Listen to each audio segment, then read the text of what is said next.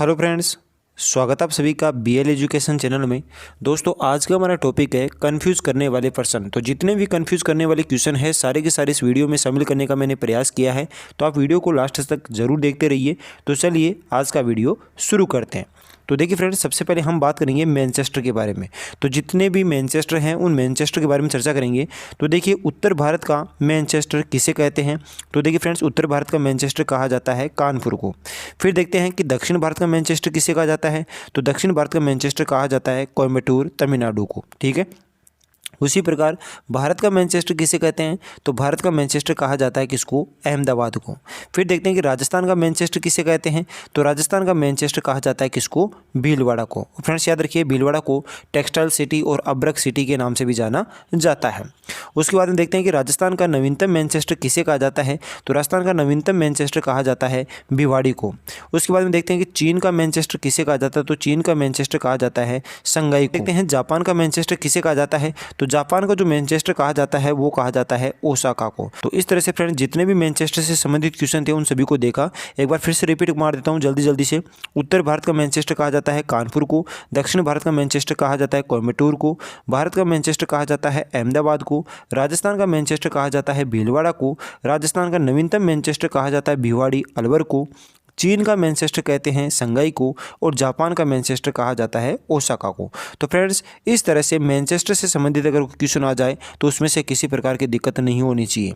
चलिए आगे बात करते हैं। अब बात करते हैं ढोला मारू से संबंधित। तो देखिए फ्रेंड्स, ढोला मारू से संबंधित भी काफ़ी कंफ्यूज हैं। तो देखिए, सबसे पहले बात करते हैं कि ढोला मारू का जो गीत है वो कहाँ का प्रसिद्ध है। तो देखिए, ढोला मारू का जो गीत गाया जाता है वो गाया जाता है कहाँ पर? सिरोही में। फिर बात करते हैं ढोला मारू की जो चौपाई है वो किसने लिखी। तो ढोला मारू की जो चौपाई है वो लिखी किसने? कुशल लाभ ने।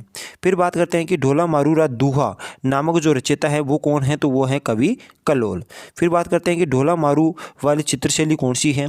तो फ्रेंड्स, ढोला मारू वाली जो चित्रशैली है वो कौन सी है? जोधपुर है। ठीक है। अब बात करते हैं कि ढोला मारू नृत्य कहाँ का प्रसिद्ध है। तो देखिए, ढोला मारू नृत्य किया जाता है कहाँ पर? झालावाड़ में। ठीक है। फिर बात करते हैं कि ढोला मारू की प्रिंट कहाँ की प्रसिद्ध है। तो देखिए फ्रेंड, ढोला मारू की जो प्रिंट है वो कहाँ की प्रसिद्ध है? बाड़मेर की। ठीक है। फिर बात करते हैं कि ढोला मारू की पेंटिंग कहाँ की प्रसिद्ध है। तो ढोला मारू की पेंटिंग कहाँ की है? चूरू की। चलिए अगला क्वेश्चन है, राजस्थान पर्यटन विकास निगम का ढोला मारू होटल कहाँ पे है। तो राजस्थान पर्यटन विकास निगम का ढोला मारू का जो होटल है वो कहाँ पे है। तो वो है फ्रेंड्स कहाँ पर? बीकानेर में। तो इस तरह से फ्रेंड्स, ढोला मारू से संबंधित किसी प्रकार का कंफ्यूज नहीं होना चाहिए। एक बार फिर से रिपीट मार देता हूँ। तो ढोला मारू का गीत कहाँ पर प्रसिद्ध है? तो सिरोही में। ढोला मारू की चौपाई किसने लिखी? कुशल लाभ ने। ढोला मारू का दूहा ये रचयिता किसकी है? तो कवि कलोल की। ढोला मारू वाली चित्रशैली कौन सी है? तो वो है जोधपुर। ढोला मारू नृत्य कहाँ का है? तो वो है झालावाड़ का। ढोला मारू की प्रिंट कहाँ की प्रसिद्ध है? तो बाड़मेर की। ढोला मारू की पेंटिंग कहाँ की है? तो चूरू की। और राजस्थान पर्यटन विकास निगम का ढोला मारू होटल कहाँ का है? तो ये है कहाँ का? बीकानेर का। इस तरह से फ्रेंड्स, ढोला मारू से संबंधित जितने भी क्वेश्चन थे सारे इंपॉर्टेंट क्वेश्चन मैंने इसमें आपको बता दिए हैं। अब देखिए फ्रेंड्स, बात करते हैं हम दूध से संबंधित। ठीक है। तो हम अब चर्चा जो करेंगे वो किससे संबंधित करेंगे? दूध से संबंधित करेंगे। ठीक है। तो देखिए, श्वेत क्रांति किससे संबंधित है? तो फ्रेंड्स, ये है किससे? दूध उत्पादन से। तो दुग्ध उत्पादन से संबंधित है कौन सी क्रांति? श्वेत क्रांति। अब बात करते हैं कि श्वेत क्रांति के जो जनक है वो किससे कहा जाता है। तो फ्रेंड्स याद रखिएगा, वर्गीज कुरियन जो है उसको श्वेत क्रांति का जनक कहा जाता है। और श्वेत क्रांति जो संबंधित है वो किससे है? तो वो है किससे? दुग्ध उत्पादन से। ठीक है। अब बात करते हैं फ्रेंड्स कि जो वर्मूल डेयरी है, वर्मूल डेयरी कहाँ की है? तो ये है फ्रेंड्स कहाँ की? जोधपुर की। तो वर्मूल डेयरी कहाँ की है? जोधपुर की। अब बात करते हैं कि गंगमूल डेयरी कहाँ की है। तो फ्रेंड्स, गंगमूल डेयरी कहाँ की है? तो ये है हनुमानगढ़ की। ठीक है। तो गंगमूल डेयरी कहाँ की है? हनुमानगढ़ की। वर्मूल डेयरी कहाँ की है? जोधपुर की। उर्मूल डेयरी की बात करें तो उर्मूल डेयरी कहाँ की है? तो ये है बीकानेर की। और फ्रेंड्स याद रखिएगा, बीकानेर जो है, बीकानेर में ऊंट महोत्सव भी मनाया जाता है। तो फ्रेंड्स, सबसे ज़्यादा कंफ्यूज करने वाले यही है क्वेश्चन आते हैं कि वर्मूल डेयरी कहाँ पे हैं, गंगमूल डेयरी कहाँ पे हैं और उर्मूल डेयरी कहाँ पे हैं। तो फ्रेंड्स याद रखिएगा, वर्मूल डेयरी है जोधपुर में, गंगमूल डेयरी है हनुमानगढ़ में और उर्मूल डेयरी कहाँ पे है? बीकानेर में। ठीक है। और बीकानेर में ही ऊंट महोत्सव भी बनाया जाता है। अब बात करते हैं कि जो अमूल डेयरी है वो अमूल डेयरी कहाँ की है? तो ये है आनंद गुजरात की। कौन सी? अमूल डेयरी। फ्रेंड्स याद रखिएगा, मुख्यमंत्री अन्नपूर्णा दुग्ध योजना जो है इसकी शुरुआत कब से हुई? तो मुख्यमंत्री अन्नपूर्णा दुग्ध योजना की जो शुरुआत हुई वो हुई 2 जुलाई सन 2018 से।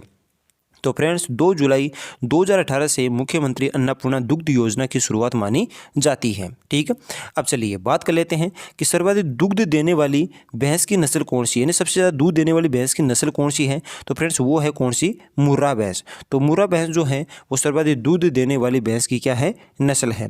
और फ्रेंड्स मुर्रा भैंस के लिए बहरोड पशु मेला जो अलवर में लगता है वो प्रसिद्ध है। तो मुर्रा भैंस के क्रय और विक्रय के लिए कौन सा मेला प्रसिद्ध है, तो वो है बहरोड पशु मेला। कहाँ पे लगता है, ये अलवर में लगता है। ठीक है, चलिए आगे बात करते हैं। सर्वाधिक दूध देने वाली बकरी की नस्ल कौन सी है। तो देखिए सर्वाधिक दूध देने वाली बकरी जो नस्ल है वो कौन सी है, जखराना। तो जखराना नामक बकरी की जो नस्ल है वो सबसे ज़्यादा क्या देती है, दूध देती है। ठीक है, अब चलिए बात करते हैं कि सर्वाधिक दूध देने वाली गाय की नस्ल कौन सी है। तो फ्रेंड्स सर्वाधिक दूध देने वाली गाय की जो नस्ल है वो कौन सी है, कामधेनु है। ठीक है, आगे बात करते हैं। तो फ्रेंड्स इस पॉइंट में हम जितने भी हैं दूध से संबंधित चर्चा करेंगे। ठीक है, अब आगे देखते हैं कि दुग्ध पान कराते हुए हनुमान जी की माता अंजनी की मूर्ति कहाँ पे है। यानी कि हनुमान जी को दूध का, या फिर कह सकते हो कि दुग्ध पान करवाते हुए जो मूर्ति है वो कहाँ पे है। तो दुग्ध पान करवाते हुए हनुमान जी की माता जो अंजनी है, इसकी मूर्ति कहाँ पे, तो वो है कहाँ पे, करौली में। ठीक है फ्रेंड्स, एकमात्र ये मंदिर है अंजनी माता का, जहाँ पर वीर हनुमान जी को दूध पिला रही है। ठीक है, कौन, उसकी माता अंजनी। आगे बात करते हैं कि वर की माता द्वारा विवाह से पूर्व स्तनपान करवाने की जो रस्म है वो क्या कहलाती है। तो फ्रेंड्स वर की माता द्वारा विवाह से पूर्व स्तनपान करवाने की जो रस्म है वो कहलाती है नेबड़ा। ठीक है, तो फ्रेंड्स याद रखिएगा कौन सी है, नेबड़ा। चलिए आगे बात करते हैं कि दूध बिलौने का जो यंत्र है वो क्या कहलाता है। तो फ्रेंड्स दूध बिलौने का जो यंत्र है वो नेत्रा और झेरणी के नाम से जाना जाता है। तो नेत्रा और झेरणी ये दोनों क्या है, तो ये फ्रेंड्स ये है दूध पिलाने के यंत्र। ठीक है, अब बात करते हैं फ्रेंड्स कि दूध बावड़ी कहाँ की प्रसिद्ध है, या दूध बावड़ी कहाँ पे है। तो फ्रेंड्स दूध बावड़ी है कहाँ पे, माउंट आबू सिरोही में। तो फ्रेंड्स इस तरह से दूध बावड़ी कहाँ पे है, तो माउंट आबू सिरोही में है। ठीक है, चलिए आगे बात करते हैं। दूध तलाई तालाब कहाँ पे है। तो फ्रेंड्स दूध तलाई तालाब जो है वो कहाँ पे है, उदयपुर में है। ठीक है, आगे बात करते हैं कि सर्वाधिक दूध उत्पादन करने वाला जिला कौन सा है। तो फ्रेंड्स राजस्थान में सर्वाधिक मात्रा में दूध उत्पादन करने वाला जिला है जयपुर, और जयपुर के बाद में किसका नंबर आता है, अलवर का नंबर आता है। तो फ्रेंड्स जयपुर और अलवर ऐसे जिले हैं जो राजस्थान में सर्वाधिक मात्रा में दूध का उत्पादन करते हैं। ठीक है, अब आगे बात करते हैं कि राजस्थान में न्यूनतम दुग्ध उत्पादक जिला कौन सा है। तो राजस्थान में सबसे कम दूध का उत्पादन करने वाला जो जिला है वो कौन सा है, प्रतापगढ़ है। तो प्रतापगढ़ जो जिला है राजस्थान में सबसे कम दुग्ध का उत्पादन करता है। ठीक है, चलिए अब बात करते हैं कि दुग्ध उत्पादन में राजस्थान का स्थान कौन सा है। तो भारत में दुग्ध उत्पादन के मामले में राजस्थान का जो स्थान है वो कौन सा है, तो वो है फ्रेंड्स दूसरा। चलिए अब बात करते हैं कि पहला स्थान किसका है। तो फ्रेंड्स पहला स्थान है किसका, उत्तर प्रदेश का। तो फ्रेंड्स इस तरह से दुग्ध उत्पादन में भारत में पहला जो स्थान है वो है उत्तर प्रदेश का, और दूसरा स्थान है किसका, राजस्थान का। अब बात करते हैं कि राजस्थान में सबसे ज़्यादा दूध का उत्पादन कहाँ होता है। तो राजस्थान में सबसे ज़्यादा दूध का उत्पादन होता है अलवर में और जयपुर में, इन दोनों में होता है। सबसे कम दूध का उत्पादन कहाँ पे होता है, तो वो होता है राजस्थान में प्रतापगढ़ में। ठीक है, चलिए आगे बात करते हैं कि दूध के मीठापन का कारण क्या है, यानी दूध मीठा क्यों लगता है। तो फ्रेंड्स इसका मुख्य कारण है दूध में फ्रक्टोज की मात्रा पाई जाना, और दूध में फ्रक्टोज की मात्रा पाई जाने की वजह से ही दूध कैसा महसूस होता है, मीठा महसूस होता है। आगे बात करते हैं कि दूध का जो सफ़ेद रंग है वो दूध का सफ़ेद रंग किसकी वजह से होता है। तो फ्रेंड्स दूध का सफ़ेद रंग कैसिन प्रोटीन की वजह से ही दूध का जो रंग होता है वो कैसा होता है, सफ़ेद होता है। तो कैसिन प्रोटीन के कारण से दूध का जो रंग होता है वो कैसा होता है, सफ़ेद होता है। ठीक है फ्रेंड्स, चलिए आगे बात करते हैं। राजस्थान के प्रथम दुग्ध डेयरी कौन सी है। राजस्थान की प्रथम दुग्ध जो डेयरी है फ्रेंड्स वो कौन सी है, पद्मा डेयरी, और ये कहाँ की है, अजमेर की। तो फ्रेंड्स याद रखिएगा राजस्थान की प्रथम डेयरी कौन सी है, पद्मा, कहाँ की है, अजमेर की। उसके बाद में बात करते हैं कि राजस्थान की सबसे बड़ी दुग्ध डेयरी कौन सी है। तो राजस्थान की सबसे बड़ी दुग्ध जो डेयरी है वो कौन सी है, रानीवाड़ा, और ये कहाँ पे है, जालोर में है। ये डेयरी जो है राजस्थान की सबसे बड़ी डेयरी है। इस तरह से राजस्थान की प्रथम डेयरी है पद्मा, और राजस्थान की सबसे बड़ी जो डेयरी है दूध की वो है कौन सी, रानीवाड़ा, कहाँ पे है, जालोर में। ठीक है, चलिए आगे बात करते हैं कि राजस्थान की प्रथम बकरी दुग्ध डेयरी, यानी राजस्थान की प्रथम बकरी दूध जो डेयरी है वो कहाँ पे है। तो फ्रेंड्स ये है बागपुरा में, और बागपुरा कहाँ पड़ता है, जाडोल उदयपुर में।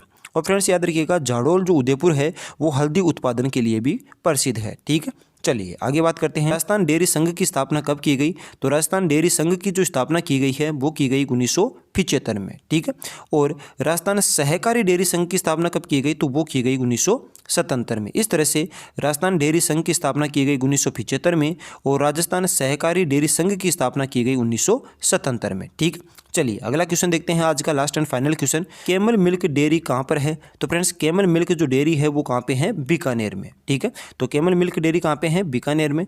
तो फ्रेंड्स आज के लिए बस इतना ही। तो जितने भी कंफ्यूज वाले क्वेश्चन थे सारे के सारे कंफ्यूज करने वाले क्वेश्चन इस वीडियो में मैंने शामिल किया है। तो वीडियो अच्छा लगे तो अपने दोस्तों के पास जरूर शेयर कीजिए। चैनल पर पहली बार विजिट कर रहे हो तो चैनल को जरूर सब्सक्राइब करें। मिलते हैं किसी और वीडियो में, तब तक के लिए जय हिंद जय भारत।